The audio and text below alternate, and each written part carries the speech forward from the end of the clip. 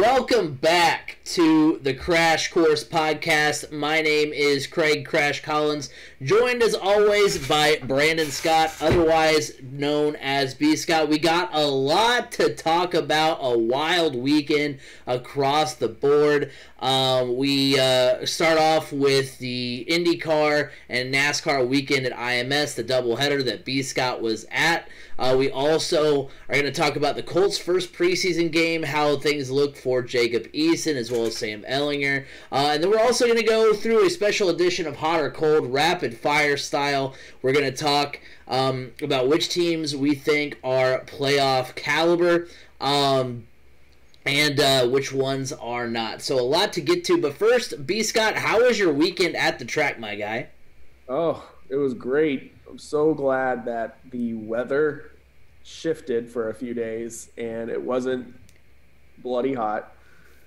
You know, able to sit out there with a nice breeze. Obviously, if you look, you can tell I had a hat on and I've got a horrible, horrible tan line right across the top of my forehead. But yeah, it was good and very entertaining. Yeah, it looked like a very fun race to be at, and that's where we'll get things kicked off here as we talk about the weekend. Of course, we discussed it last week as well. The big weekend at IMS where IndyCar and NASCAR fans can finally kind of rub elbows. It started all off with the Big Machine Spike Coolers Grand Prix on Saturday, and much like I predicted, Will Power dominated after a couple of weeks of just coming up short. He finally gets the win. It was at first dominated by Pato O'Ward, who led the first 16 laps. Will Power then led the final 56 of 69 laps. There were 11 lead changes among 6 drivers, but mostly that occurred during green flag pit stops. Romain Grosjean, Colton Herta, Alexander Rossi, Pato O'Ward rounded out the top 5. Alex Palou suffers a mechanical failure. He now leads just by 21 points over O'Ward. Scott Dixon is third, 34 points back. So, reaction to that race, I mean, anytime that my pick actually goes right, we automatically love that. It wasn't the crash kiss of death. Yeah, I know. It for the one time that you would want my crash kiss of death to be right, it is actually wrong.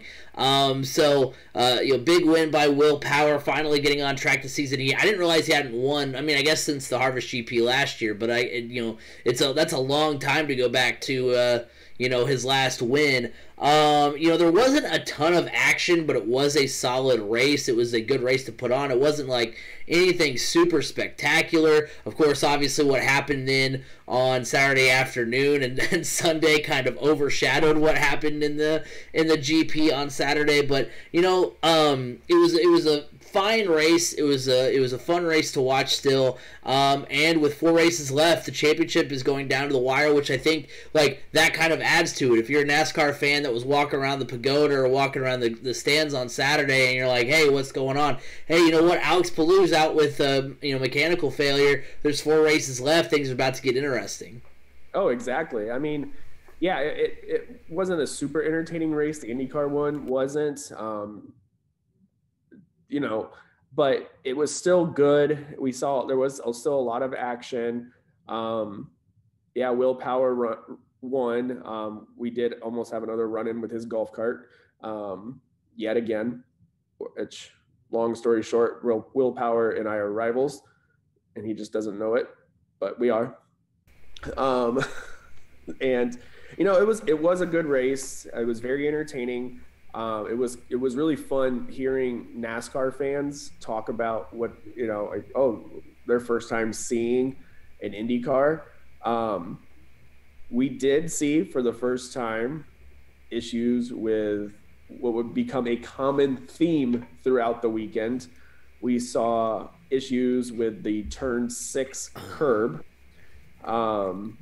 began on that day, or that race, with Scott McLaughlin got airborne.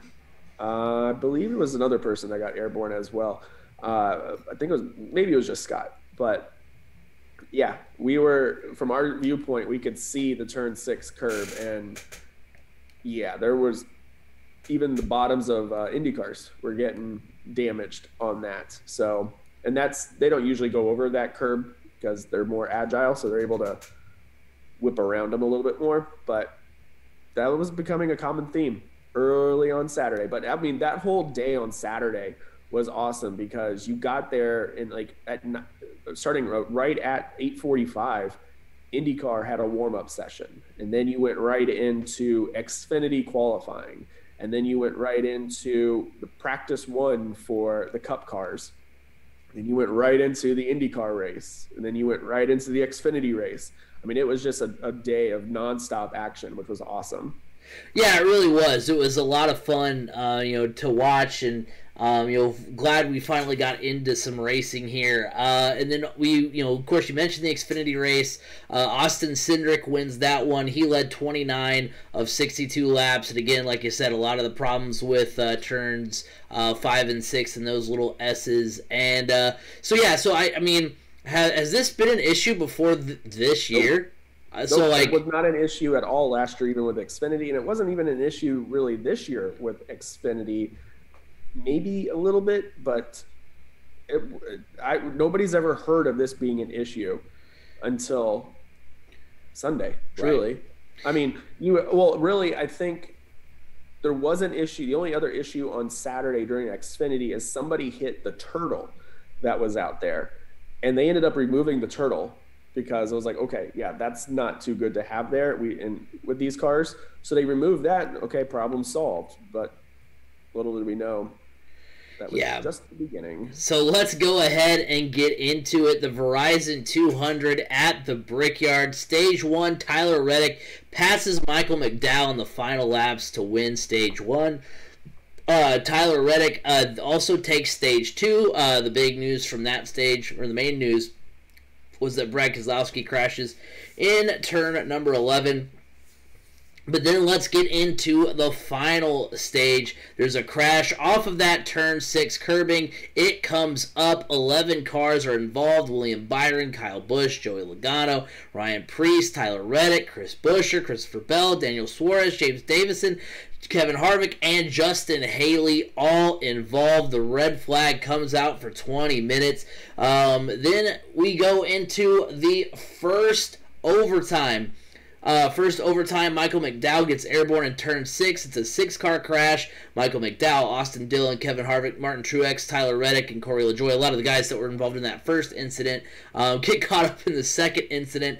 There's a 5-minute red flag, and then we get into the second overtime. It's a battle between Denny Hamlin and Chase Briscoe. Briscoe forced off the course in turn 1. He's given a stop-and-go penalty, but before he can serve that, he then spins out Denny Hamlin on the same lap, and then he goes off course again, which then gives the lead and the win to AJ Allmendinger. Ryan Blaney, Kyle Larson, Chase Elliott, and Matt DiBenedetto round out the top 5.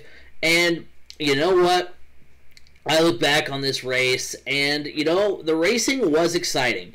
There was good racing during the stages. Again, like I said, you had the battle between Michael McDowell and Tyler Reddick at the end of Stage 1. You had Kyle Larson and Chase Elliott, which, of course, Dusty in the chat is happy did not win. At the end of Stage 2, it's mission accomplished in my mind in terms of breathing life into racing at Indy, because for better or worse, we're talking about the Brickyard the day after. I mean, we would have been anyway, but we have more to talk about because of what happened yesterday. And not that you really, obviously you don't want a crash fest to be the main talking point every single time. But heck, even to the point of the red flags, I don't think this is worse than what we've seen at Daytona. I know it's Daytona, but heck, Daytona's an 8-hour event now.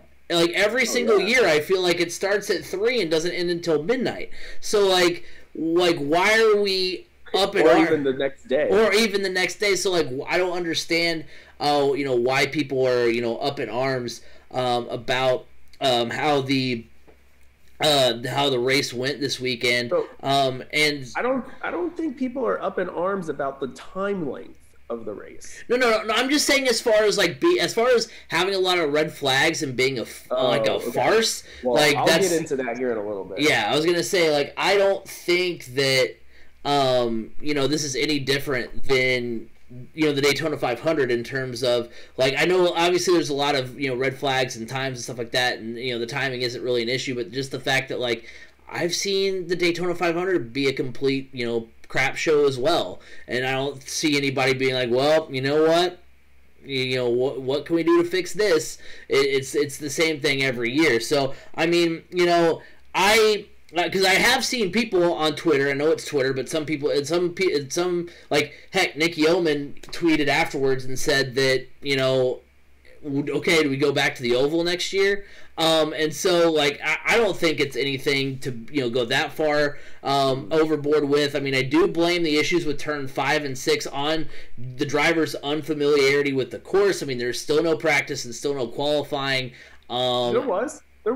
Was there practice? There was practice and there was qualifying. They qualified Sunday morning for the NASCAR race. Oh yeah. Oh, okay. Well, but also they did all of that because of the unfamiliarity with the track. They did it so they would be able to get out there, and then also half of the field ran in the Xfinity race as well.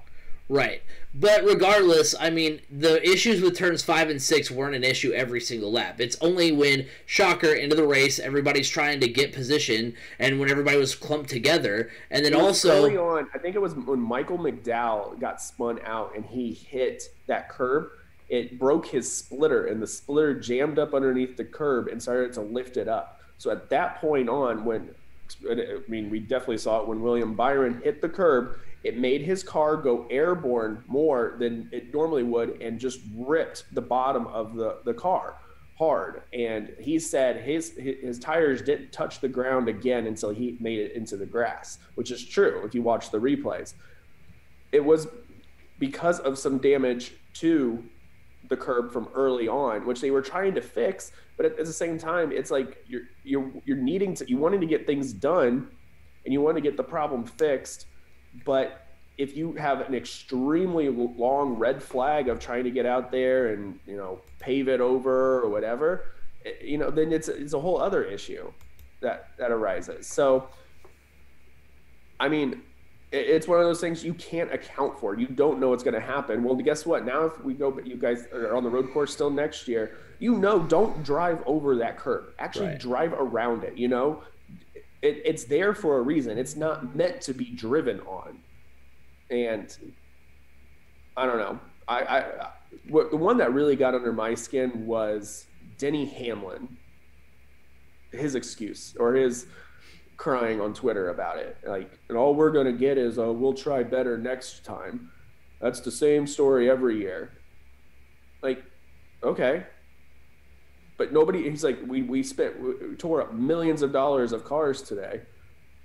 But you don't complain you complain about this one track, but not at the 8 times it seems like that you go to Daytona and Talladega and there's millions of dollars of damage done to cars when you have multiple big ones.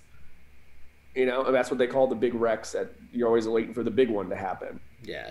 That happens every year, every race at those tracks. It always happens. You never come away from there with just a few cars and damage. No, you come away with multiple big incidences and nobody complains about it. Right. It's not a big deal then, but I guess it's not the track condition, but it's the way the track is driven. Right. Well, heck, even Bristol, Martinsville, all these all these short tracks that they go to, and they intentionally, Dover, take people out, run into each other. They don't care about it then, but apparently it matters now. And that's what I'm ultimately saying is that I think it's just one big overreaction. I think just taking a step back and saying, hey, we're still talking about it. The racing overall was great, and then we'll just know better next time. And plus, I've never been a big fan of the overtime system, especially in this kind of instance. This kind of instance kind of showed why their overtime system is kind of silly in my mind because but everybody's bunched up. You're having issues getting everybody through those turns. Why would you keep bunching them up? Good racing. But then if it makes for such good racing, then why are people complaining about it? I don't think they were complaining about the overtime thing. No, but what I'm saying is they're complaining about the track conditions, which were made worse by all the cars clumped up together, and so like what they're not separate. Like if you can't be mad at the track or you can't be mad about the track conditions and then be like, let's bunch everybody up to where they have no choice but to drive over the curb.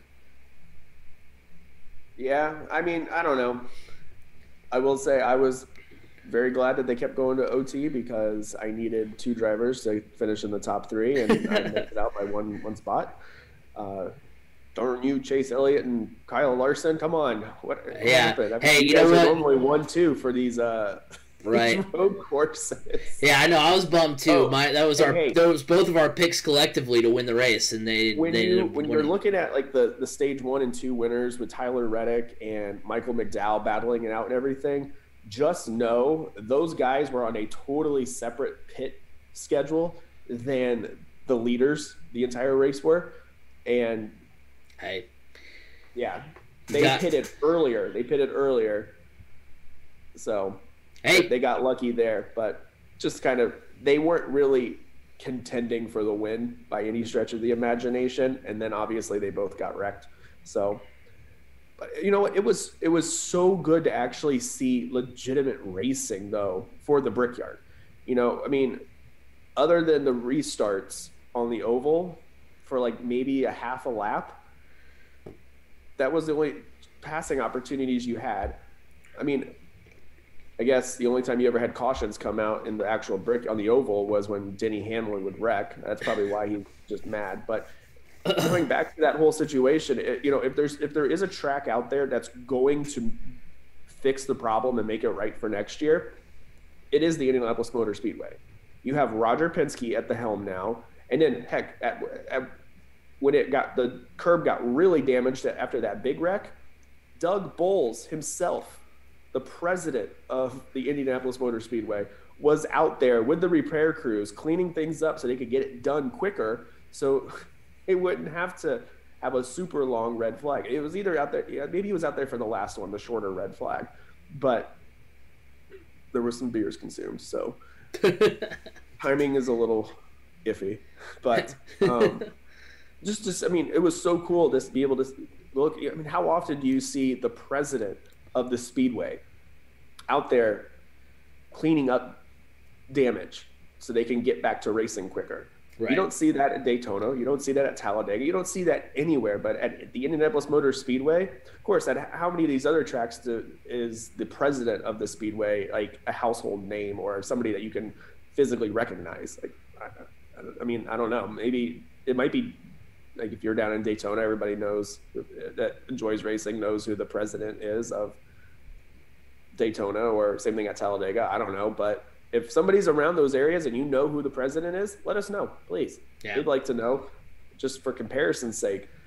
But like I said, if there's going to be a track that's going to get a problem fixed, or I guarantee you, Roger Penske sat down with all the people he needed to sit down with this morning, and they had a meeting of how can we make it better? What can we do to fix it? I mean, they were probably going to have that meeting regardless of how can we make next year better. But now this was probably topic number one. How can we fix it so it is more conducive to these cars for racing? Dusty does bring up in the chat, he says, do you think Chase Briscoe intentionally took out Denny Hamlin? I mean, I don't think he did. There was a interview. It's actually pretty interesting. On Twitter, there was like literally video taken of Chase Briscoe and Denny Hamlin talking it out, which I don't really understand what Chase Briscoe was saying, because he was saying that like he didn't know where turn 10 was, and I was like, bro, you went through turn 10 like 1,000 times. How did you not know where it was? It was like the end of the race. How did you? Yeah. So like I don't get that exactly, but I mean, it's just unfortunate because I don't know how you fix that, because like unless you wanted Chase Briscoe to literally stop. But I mean, I guess in that situation, like maybe if he like immediately like you have to yield or something like that. Like I don't know, like you can't keep racing even after you've already been assessed the penalty. It does make sense. Like he gained ground initially. Oh no, I know that, but grass, and then I guess he from what I understand is he did not realize that NASCAR had penalized him, so he was racing hard still. He thought he was still racing for the lead. He didn't realize he had been penalized. Right. Which you would think, though, you'd have to know. Like, you have to know you can't just cut through the grass and there's going to be nothing that's going to happen. And they're like, no, that's fine. That's legal. Just drive through the grass. He thought because he entered the track safely. And he did get back behind Denny Hamlin. Yeah. And that's when true. He probably thought at that point, hey, I know I was ahead of him after I came out of the grass, but I did get back behind him, so all should be okay. And that's probably what he was thinking. And he was racing Denny Hamlin hard because from what I've heard, he got penalized because of coming back onto the track the way he did. But I also heard that he got penalized for the contact with Denny Hamlin that spun Denny Hamlin. So I don't really know which one is the legit story. Right. Well, all told, though, I think looking back on the weekend, the racing wasn't exactly what we expected. The IndyCar race wasn't super fantastic, but it was solid. And the NASCAR race was just, chaos. But I think it was, again, good for both sports overall. I think if you look back at this weekend, you're going to look back at this weekend and know it was a success, especially if they keep doing this in the future. I think it's all it will do is just continue to grow both sports. Oh yeah, and I'm a big IndyCar guy. My buddy Pat, who went with me, is a big IndyCar guy, big NASCAR guy too. Both of us are, but we were both saying this weekend feels different.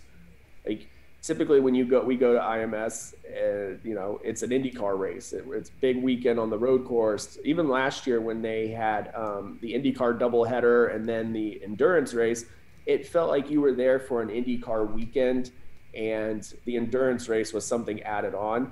But this weekend just had a different feel in the air, a different vibe of everything. And it was like you definitely felt that you were there for a NASCAR weekend and there was an IndyCar race kind of as a bonus for you, which was cool. And I think that was big for the sport of IndyCar, more so than it was for NASCAR, because I think you ended up seeing a lot of NASCAR fans ended up seeing IndyCar for the very first time, because I was seeing on Twitter and Instagram people posting, or at least mostly on Twitter, posting pictures, my first time at a NASCAR race or my first time at an IndyCar race. And it was really cool to be able to see that these people are, checking things out. Like I was telling my buddy, I was like, it made 0 sense to buy tickets just for one of the days. It felt like that you would have been losing money then, because you're leaving an entire day on the table of action at the Speedway. And it felt like you really got your money's worth by being there the entire weekend. Now, I didn't go Friday, but at least for being there Saturday. You lost money. You weren't there the whole you weren't there the whole weekend. You just said if you didn't go the whole weekend, you lost money. It was only open. They only were on track on Friday for doesn't matter. I think the track was only open for 2 hours, so doesn't matter. I gotta make the money to spend the money. Exactly. But yeah, successful weekend overall. Oh, definitely. I really do hope they stick to the road course, because that was over. I mean, other than the chaos there at the end, it really was exciting racing. There was passing. It was everything you wanted it to be. Nothing got stretched out. People weren't getting. I mean, if people were getting lapped, it was because they had issues with their cars, and that lapping happens like that. But nobody was getting lapped because the leader just ran away from everybody and was passing the entire field. Right. So that was super nice to actually see that everybody was in contention, really. Yeah, it really was. So let's go ahead and move on from that now. But before we get into the other event that happened this weekend in Indianapolis, let's first talk about our friends of the show. First of all, talking about Anchor, we're very grateful to have our podcast be on Anchor that distributes our podcast to all different forums. So very excited about that. And then also, speaking of other podcasts on Anchor that it distributes, you can also hear my cousin, who has if you're a board game fan, Eat Lunch and Board Game. That's his podcast. If you want to go check that one out, he's also going to start putting videos out there. So really getting into the content game. So go ahead and check that out. We also want to remind you that you can follow us at Crash Course FM on Twitter, like us on Facebook, Crash Course Podcast. You can go to our YouTube channel, 3C Media. where you can not only catch the video version of the Crash Course podcast, but you can also you can see the MCT podcast, which is our weekly podcast that's YouTube exclusive. I think the first 5 videos, like as far as the last 10, the top 5 videos are all MCT podcast videos. I don't know if it makes me a bad person that I feel some type of way about that, but we get it. You listen to us on the way to work on Tuesday morning, and then you go watch the MCT podcast as you're relaxing on the weekend. I get it. It's how it works. I'm a fan of it. But yeah, so you have those places to choose from. And speaking of 3C Media, we just dropped a new logo. There's new content on the horizon, including a Twitter page, that kind of thing. So be on the lookout for that. Also, to remind you that you can watch us stream the podcast live every week, twitch.tv/CraigCrash. We thank everybody chilling in the chat right now. Dusty, SD Hughes loves the new logo, as well as Carter's 2. Carter's 2 is excited that Ben DiNucci threw a touchdown pass, because that doesn't happen at all. It's the preseason, but who cares? Get excited.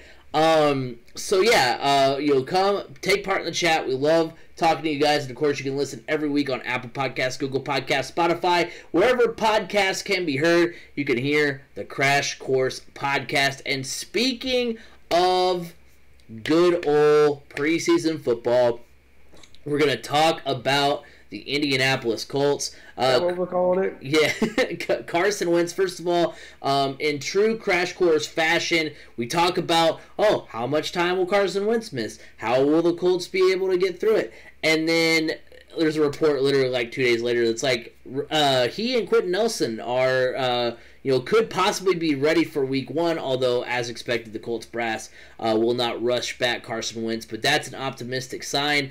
And then the Colts got more optimism on preseason game number 1 on Sunday. The Colts win 21-18 over the Panthers. Jacob Eason went 15 for 21 with 183 yards. Sam Ehlinger went 10 for 15 with 155 yards and an interception. Benny LeMay and Jordan Wilkins both scored touchdowns as the Colts came away with the win. And honestly, I think this weekend, this game was a big W for the Colts in more ways than one. Obviously, the W on the field itself. But between Jacob Eason and Sam Ehlinger, both looked solid. Both looked locked in. They made impressive throws. They both led scoring drives. And I think that when you look at it, I think we learned a lot about... we learned about as much from a Week 1 preseason game as you really can, but I think Colts fans can breathe a little easier about the quarterback situation from what we saw from Sam Ehlinger and Jacob Eason. I'm leaning a little bit more Jacob Eason than Sam Ehlinger. Eason's throws... Really? Eason's throws were a little bit more impressive. He fit the ball in the tighter windows and against better talent defensively. Remember, Jacob Eason did it against guys that he's actually going to be playing against on Sunday. Should he end up being the starter? So in my opinion, I think Eason. It's not a big deficit between Eason and Ehlinger, but I think I give the nod to Eason right now just because he looked better against the first team defense than Sam Ehlinger looked against the second and third team defense. So yes, Ehlinger did lead the comeback, but he also made more mistakes. He had the interception. He was taking more risks, which great, that's awesome, but I felt like the risks didn't pay off as much as they did pay off. So I think either way the Colts are going to be solid, but I'm a little bit more fearful if you have Sam Ehlinger under center week 1 against the Seahawks than I am at this point with Jacob Eason under the center week 1 against the Seahawks. So we'll see. I'm leaning a little bit more towards Eason, but I think overall, I think the Colts, can breathe a little bit easier about the quarterback situation at the moment. Yeah, okay, so great to see them actually get the win in preseason. Like I said last week, their track record for that isn't very good. I thought both quarterbacks did perform very well, all things considered. This essentially was Sam Ehlinger's first NFL action. And whether it was against the starters or the practice squad. It doesn't really matter. It was his first set of action. Yeah, Eason's got that good arm, and he does have a bit more rapport with the wide receivers than Ehlinger does, and that makes sense. He's been running with the ones rather than, the thing that really stood out to me though about Ehlinger is first comes out, and on a 3rd and 5 makes a bad pass. It gets intercepted, but he didn't dwell on it. He got past it real quick, and ended up leading 2 scoring drives. One of the scoring drives that he led was the game winner, but it wasn't just a game winner. It was a beautifully mastered 2-minute drill. He killed clock. He moved the ball efficiently. And one of the things that stood out to me the most in that drive was not just his leadership on the field, but his athletic ability. That is something that we do not have with Eason. Sam Ehlinger was able to tuck the ball under, and if nothing was there, get through all of his reads, and if nothing was there, he didn't force anything later on. He forced that one early, but I think you could chalk that up to first game jitters, essentially. But what we saw from him in that final drive, I feel like is what you are really going to see from him going forward. He does bring a different element to the game in his athletic ability. And I think that's really going to resonate with the coaching staff as time goes on. Now, obviously, do I expect him to be the week 1 starter if Carson Wentz is out? I don't think so, but it's going to be interesting to see how the backup battle really unfolds. I feel like if we get into week 1 and Carson Wentz is still not available, I feel like there could be potentially a very short leash for Jacob Eason, because Sam Ehlinger just has a different it factor to him, and he's going to be a very good player in this league, in my opinion.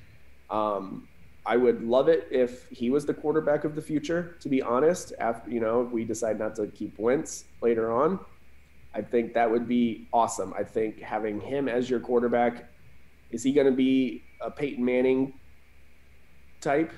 No, he's not. But this is a guy that is going to get the job done. He's going to be a good football player for you. He could be he could end up being a Pro Bowler in the future once he gets more reps. I mean, look, it was his first game action in the NFL.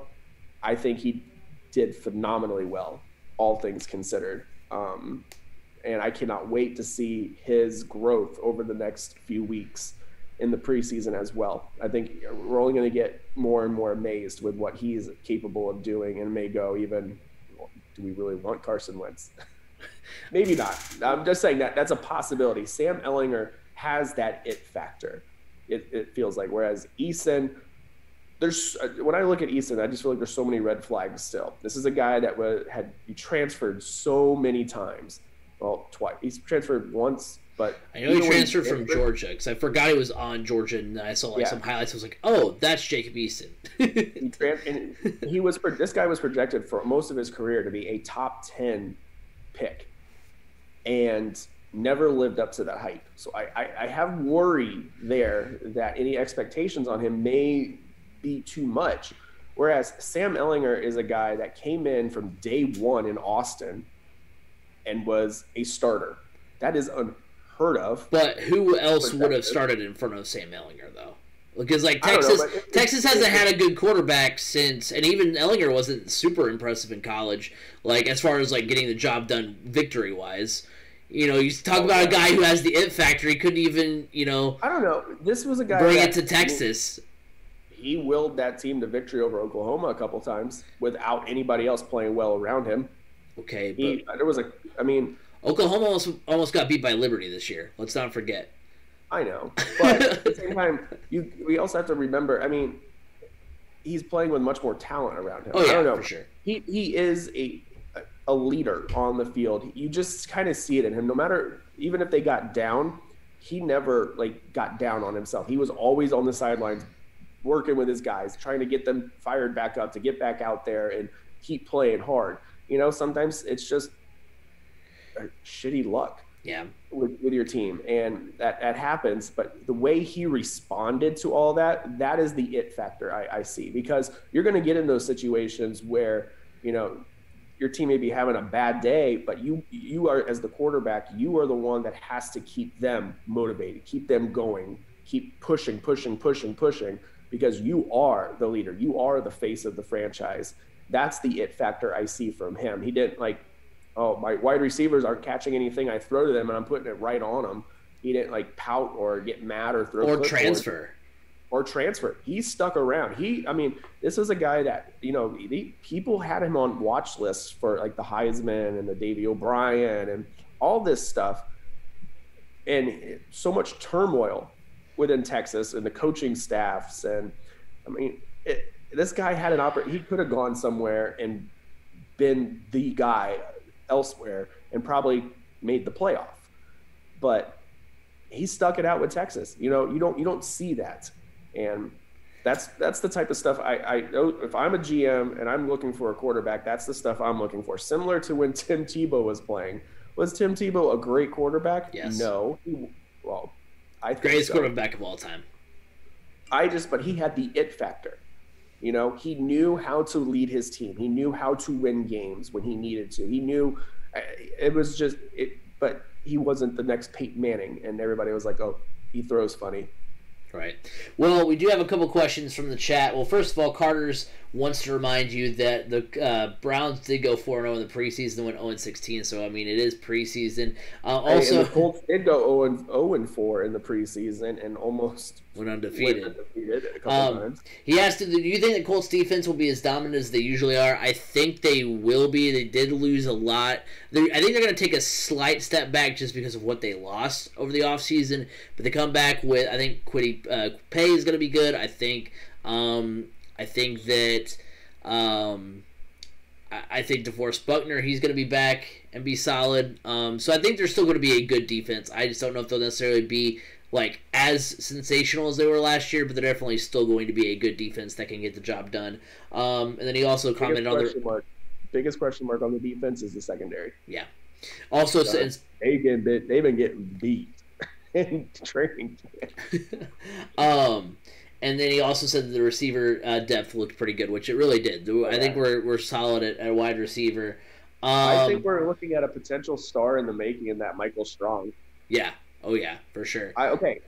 Didn't know this. It's pronounced Strong. Really? I thought from watching the highlights, because I didn't watch the game. I was at the track.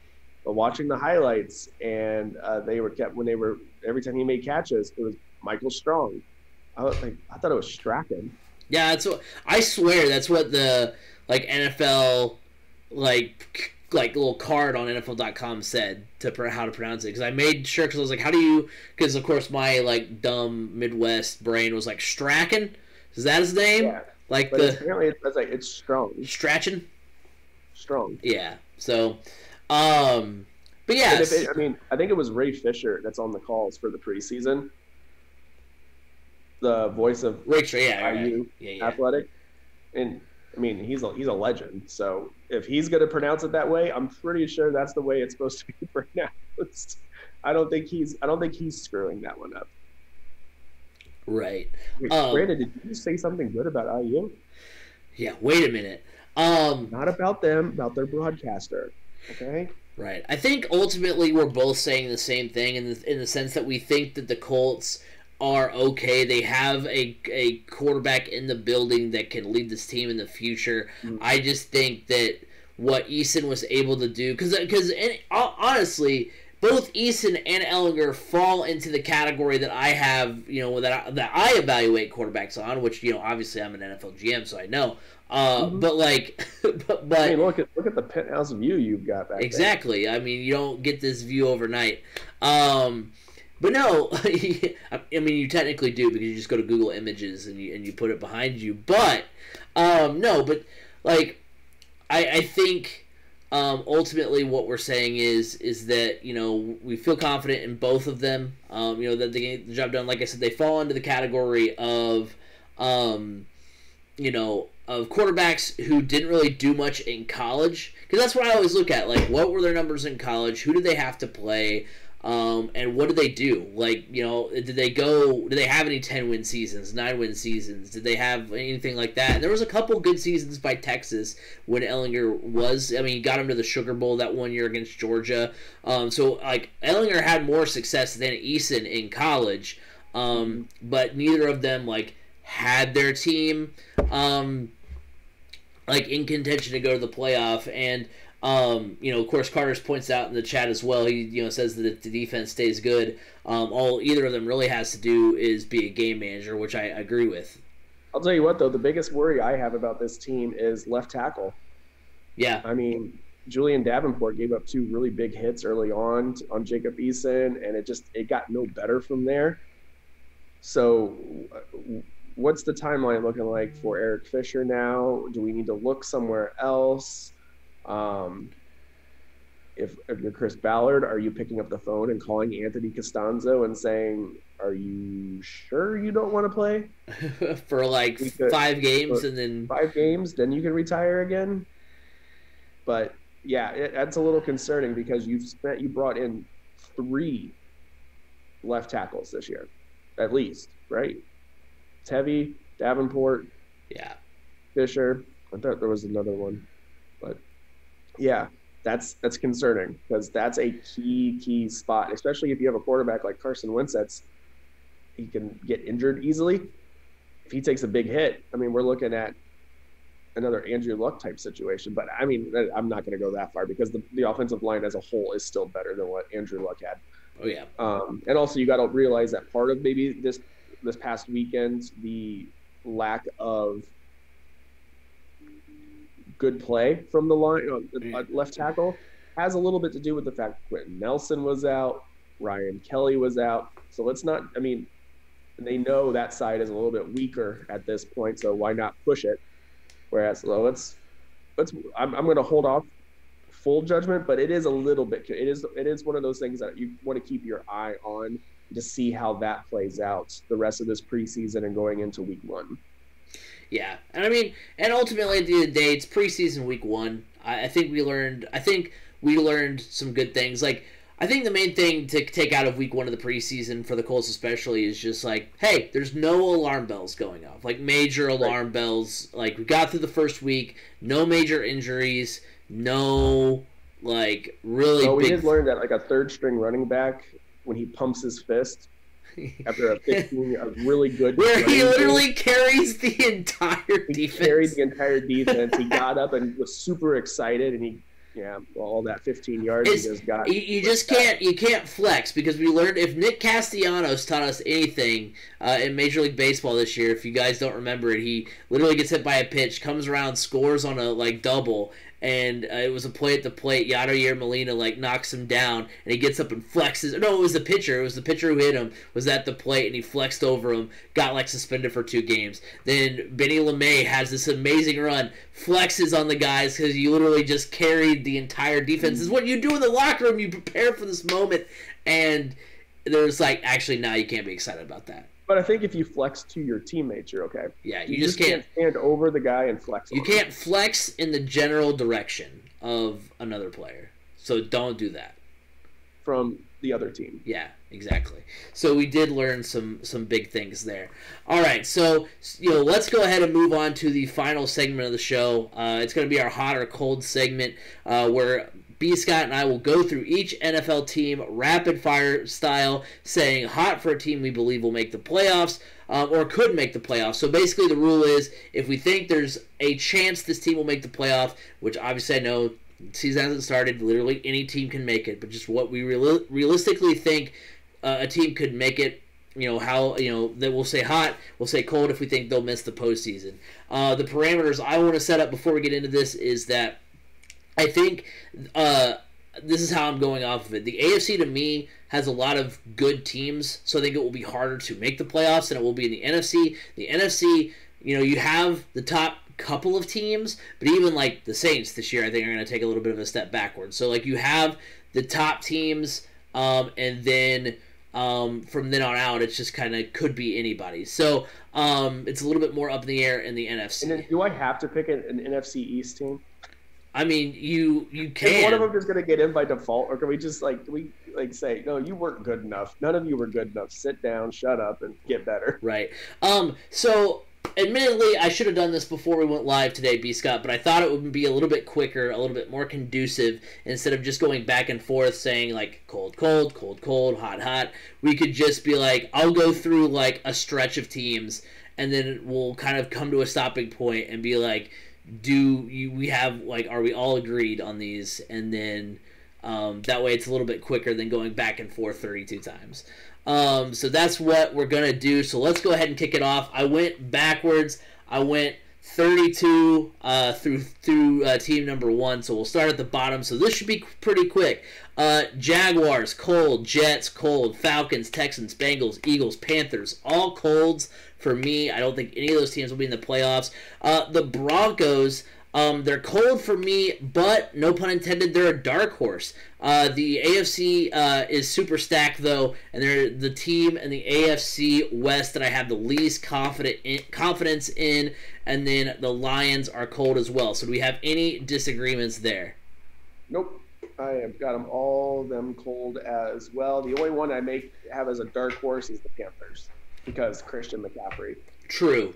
I did not think about Christian McCaffrey because you kind of forget about him sometimes. A special player. Right, he's an amazing player. Literally turns the game around. And whether they go with PJ Walker or Sam Darnold at quarterback, I think it's a good situation. Yeah. Now you did tick off Carter's in the chat by knocking the NFC East, but don't worry, Carter's, I got your back. Cowboys are hot for me. I think the Cowboys do have a chance, especially if they come back strong with Dak Prescott, Ezekiel Elliott, Amari Cooper. They have so much talent. If everybody stays healthy, I think they're in good shape. And the Giants, for me, are hot. They added a lot of talent offensively in the offseason, headed up by Kenny Golladay. The East is wide open, in my opinion. That's going to be, it's funny, because you look at the East and the West. The West in the NFC is going to be a lot of fun to watch, because of, the NFC West is going to be a lot of fun to watch because of how many good playoff caliber teams there are, and the East is going to be fun because maybe it may not be, all amazing games, but that, like, anybody can win that division, in my opinion. It's kind of like the NL East, if I'm equating it to baseball, where it's not the best all the time. That the Super Bowl champion is probably not going to come out of that division, but it's wide open. Anyone can take it. Yeah, I have the same there. I do think the Cowboys are hot. The Giants are hot as well. As long as the biggest question mark for me with all that is the Cowboys defense, to be honest. True. The 49ers are cold. See Denver, just like with Denver. They just, if the 49ers played in any other division, the NFC South, NFC East, NFC North, I would feel like they are. This would be a hot for me, but they're the worst team in the NFC West, which is not knocking them. It's just the NFC West is legit stacked. So that's why I'm saying cold for the 49ers. Chargers are hot. No sophomore slump for Justin Herbert. I think they're a team that can sneak in there. I don't know if they're going to have a home playoff game, meaning they're going to be like, the 5, 6, or 7 seed, but I think they have a chance to make some noise if they can get in the show. Justin Herbert really opened some eyes last year. Yeah, I agree. I think the 49ers are cold, mostly because of this division that they play in. But if Trey Lance can keep playing the way he's looked like he's able to, and that defense can stay healthy, that could be a dark horse in the NFC as well. All right, Carter's hot too. Yeah. Right. The Vikings for me are cold. A lot of teams in the NFC North are going to be cold for me.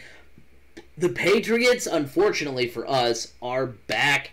They added so much. Not back. Okay, Beast Guy, I see your look. Not back to Tom Brady Super Bowl caliber, but they're gonna be a playoff team or have a shot to be a playoff team this year because they've got a lot of talent. They literally went and signed everybody. I'm not accepting your awkward look, Beast Guy. It's a hot for me. Washington for me is hot. They are a team. Dude, how are you going to knock a team that was literally in the playoffs? And they had Fitzmagic, my guy. They got Ryan Fitzpatrick at the helm. I mean, Can't tell me it's not a step up from Alex Smith. Can't tell me it's not a step up from grab me some Heinekens. I think it's going to be a great improvement for, like I said, the East is wide open. So I think they can make it in there. Their defense is absolutely juiced, B. Scott. I'll pause because you've given me some looks. All right. Vikings, yeah, cold. just like a Minnesota winter. The Patriots, I'm not ready. I need to see it from them. I'm not ready to say that Mac Jones is going to be the savior and Cam Newton's going to go back to old Cam Newton. I'm not ready to jump on that yet. Washington, I can see where you're coming from with Washington. I guess for me, the reason I'm thinking cold is just because they backed their way into the playoffs essentially last year. True. And I think that's kind of what stands out for me. But I don't see really three. I guess we're looking at teams that can be potential playoff teams. Like if we think they have a shot at the playoffs, then yes, because of the division that they play in. I don't think two teams come out of the NFC East, but I do. Because that division is so wide open that they can be hot. Yeah, see, remember... I think there's really only one cold team in that division, and that's the Eagles. Right. So I was going to say, because that's the caveat here. It's not our playoff picks per se. It's can you make the playoffs? That's the hot or cold. I want to thank Rage for gifting 5 subs in the chat. If you hear that on the YouTube side of things, that alert is my sub alert for when somebody subscribes to the channel. So I appreciate the love there. Always love everybody in the chat. Continuing on... So the Cardinals, they are hot. I think that's going to be a team that's going to make some noise this year, adding J.J. Watt. The Bears are cold, but... No more Rookie of the Year. Yes. The Bears are cold, but Fields will have them in the mix. You don't think the Bears are cold? I don't know. I will see. I'll agree with that. I'll agree with it for now. I agree with it until because honestly, once Rodgers is out of the North is wide open. And I don't think there's two teams. There's not two teams for me that come out of the NFC North. So yeah. So that's what I'm going with. The Raiders, with as bad as the rest of the division could be, with the Lions and the Vikings. I feel like the Bears could have a legitimate shot of backing into a wild card spot. Which is essentially what they did last year with Trubisky. And I think they'll be better suited, this time around quarterback-wise. Well, I'm going to go hot because of that. I'm going to go hot. There you go. We got to have some differences. The Raiders are hot.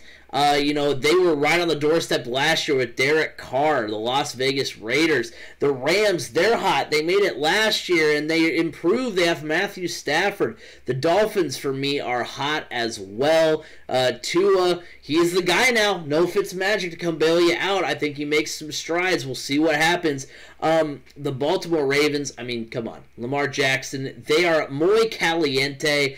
The Cleveland Browns, I think, could be potentially your AFC North champions. They are hot as well. A fun team to watch this coming season. And then the Colts, I have as hot right now. The return for Wentz is key. And it's like I said last week, it's not because I don't think they are a playoff caliber team, because they are. But, heck, look how good the Colts played last season. They were literally 7th.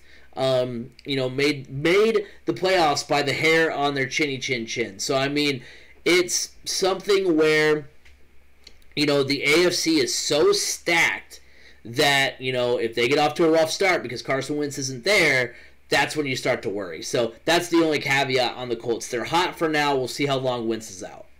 Oh, yeah. I agree with all those. But I'll go one step further with the Colts, and I think they get in the playoffs no matter who their quarterback is, just because of that running game. True. So you have the Buccaneers. They're hot. The Titans, they are hot because they had Julio Jones in the mix. What? The Saints, they're hot in the streets, but I have them as hot in the spirit of the exercise because kind of like what you did with Washington where you're like, I don't think they'll make it. That's kind of how I am with the Saints. They could make it, but I have zero faith in Jameis Winston. I mean, so I'll agree with the hot there just because of Taysom Hill. Yeah, true. I mean, how the Saints did come away with something better quarterback-wise to succeed Drew Brees, I mean, I don't think Jameis Winston is not the guy. Taysom Hill, I mean, yeah, he's good for those gadget plays, and that's what they need him for, and that's what's been successful. But at the same time, if he's needed to be just a quarterback, like, I don't know what... The Saints also do seem to be having some internal turmoil. It's not good when your star wide receiver is not happy with the coach and kind of has ghosted him. And I mean, they say they patched things up, but we'll see. So, yeah, developing story there because I did not know that. The Steelers, for me, they are cold. The Steelers just kind of just are like, we're the Steelers, come on. I don't know why they're talking like that, but they're like, come on, we're the Steelers. We're going to make the playoffs. And I don't think it's the case this year. There's too many good teams in the AFC. And then let's go ahead and finish it out here. The Seahawks hot, the Bills hot, the Packers hot, the Chiefs are cold. Just kidding, they're hot. They are hot in the streets. 19, for me at least, hot teams on the list. I think we differed on a few, but still, I mean, heck, it's a good year gearing up for football when you can say that at least 16 plus teams are, playoff caliber. When, I mean, I guess I know 14 make the playoffs, but when you're excited about, 16, there's going to be some good teams that are left out. Oh yeah, and that's always a good thing. I mean, it'd be pretty bad if we were looking at this and saying, oh no, cold, like, oh great, the battle for the number one pick is going to be more exciting than the battle for a playoff spot. I think it is going to be good. I think some of these teams that we've listed as hot could come out and absolutely be complete duds, and some of them that we listed as cold could surprise us. And I think if there's two teams that could truly come out and surprise us that we listed as cold, I'm going to say the 49ers and the Bears. And if there's two teams that could come out that we said are hot and could be complete duds, I'm going to say the Saints and the Packers. So I would almost say, because I agree on the Saints. The Packers. Actually, no, I'll say the Saints and the Rams.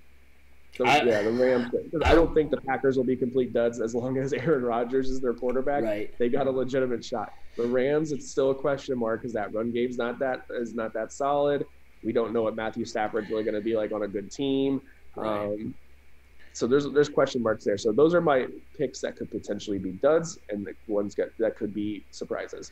Yeah, I'll throw like the Giants in there too. Like I think the Giants. This is a make or break year for the Giants. Yeah, the Giants make or break for Daniel Jones and Saquon. Pretty much any team that we mentioned is hot. I know we hyped you guys up. I know I have some Cowboys and Giants fans in the chat, but I know we hyped you guys up. But you guys also have a very real possibility of all being duds as well, based on what we saw last year. I mean, because everybody, I don't think anybody expected the Giants to be great. Nobody really expected the Washington football team to be great. But the fact that it was just literally they had to force someone to take the NFC East last year.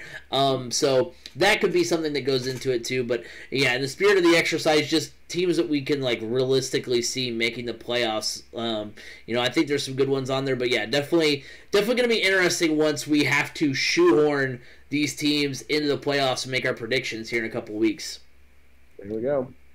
All right, well, that will do it for this week's edition of the Crash Course Podcast. Thank you guys all for hanging out, especially everybody in the chat.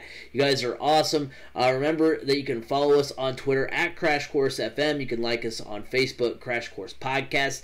Remember, we've got a YouTube channel, 3C Media, where you can see not only this podcast every week if you choose to watch the video side of things, but you can also see the MCT podcast, our YouTube exclusive podcast that comes out on the weekend, Saturdays most of the time, a couple of times on Sunday. Those guys, like I said before, are killing it. They're the top 5 videos on our channel right now. It makes me sad but happy at the same time because it means those guys are killing it. I can't seem to stop coughing, which is also great. You can also Go watch us on Twitch, twitch.tv/CraigCrash.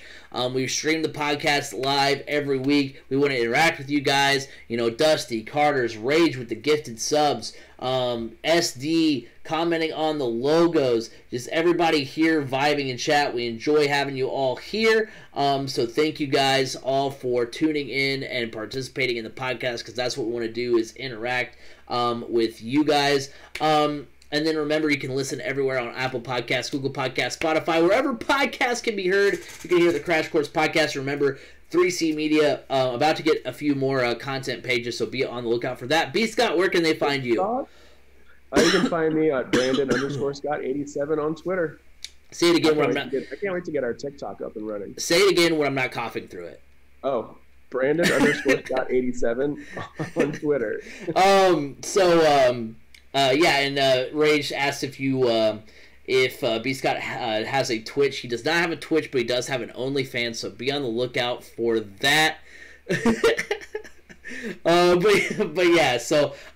Dude, I'm excited. We're gonna have some content, some specifically for TikToks. But hey, if you miss a podcast and you want to just kind of see, a funny segment from the show or just a little clip, that's what that's gonna be good for. Very excited to kind of get that off the ground. So be on the lookout and for that. We're also gonna be back next week to talk more Colts, more football as we get set. It is that time of year again. Very excited for that. But until then, have a good week, everybody.